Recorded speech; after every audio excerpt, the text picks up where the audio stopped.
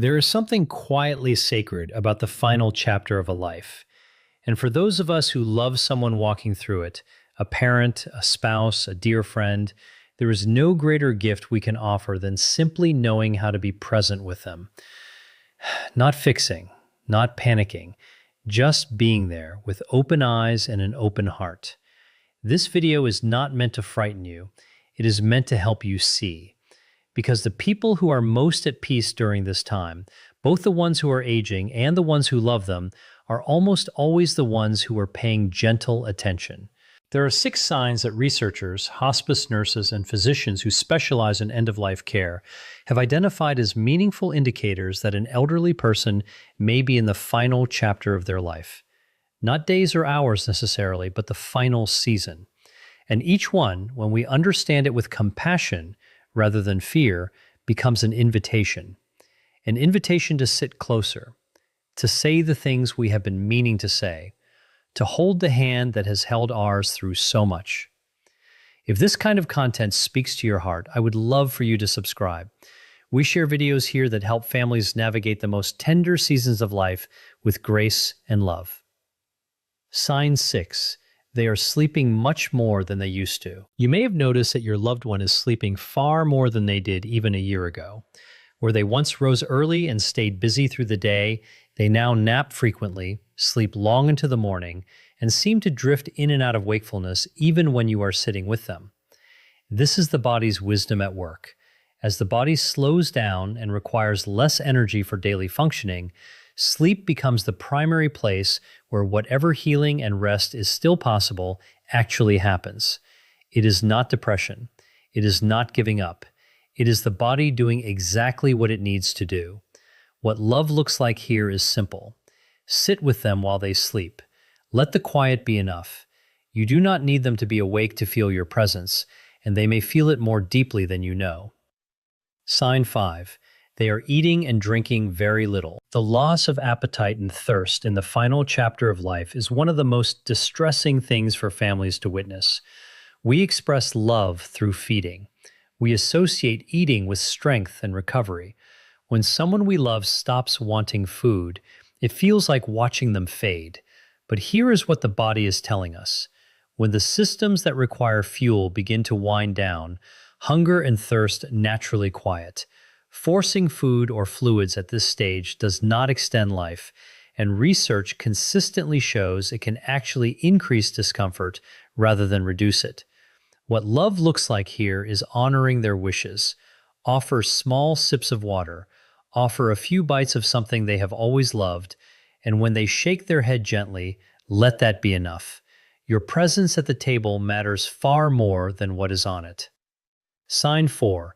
They are withdrawing from the world. Your loved one may have begun pulling back from activities, visitors, and conversations that once brought them joy.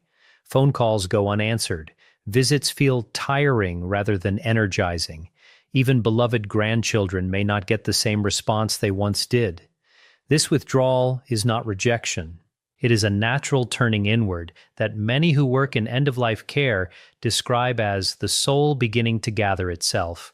The world that once needed tending, the news, the family schedule, the daily details, begins to feel less urgent.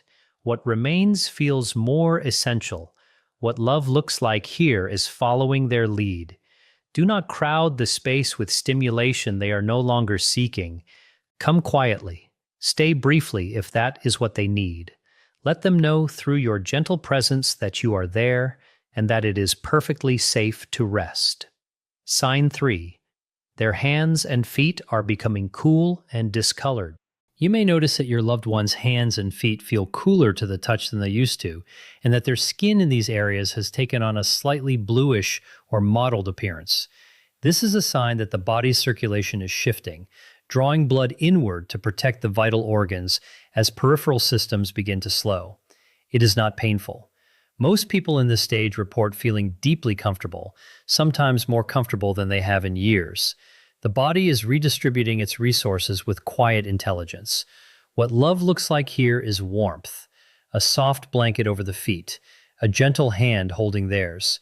You cannot reverse what the circulation is doing, and you do not need to. What you can do is ensure they know they are not alone in the quiet of it. Sign 2. They are speaking to people you cannot see.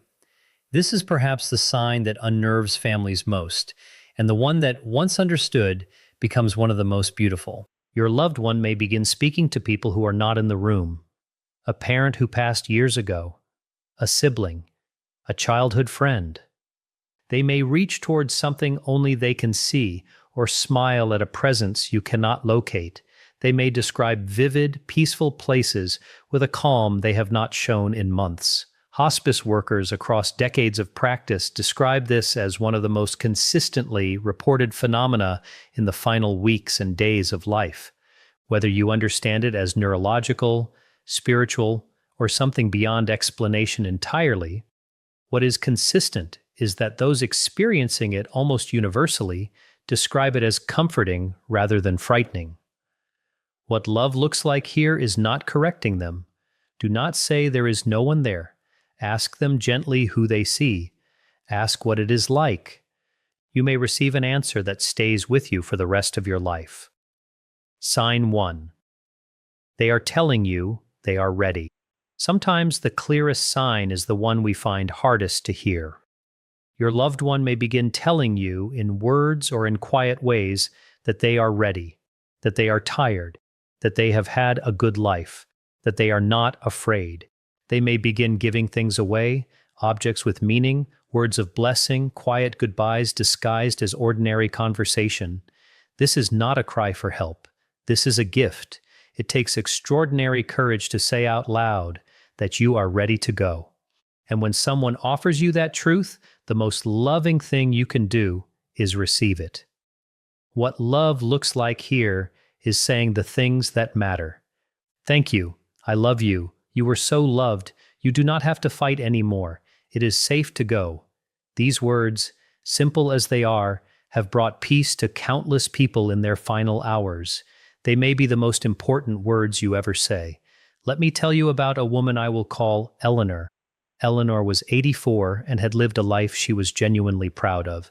Her daughter Margaret called me one evening, distressed. Her mother had started talking to her own mother, who had been gone for 30 years. She was sleeping most of the day. She had stopped eating much.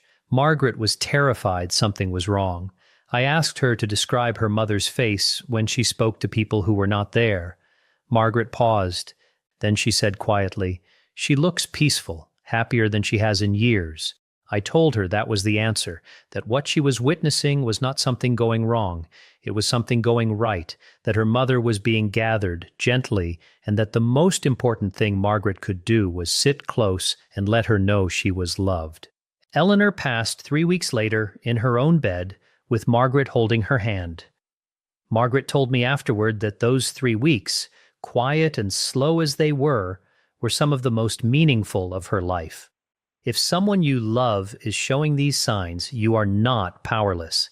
You are exactly where you are supposed to be. The medicine they need most right now is not in a bottle or a procedure.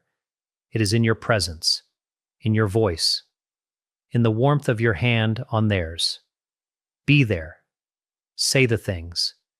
Let the silence be full rather than empty. And if this video helped you feel even slightly more prepared and slightly less afraid, please share it with someone who needs it.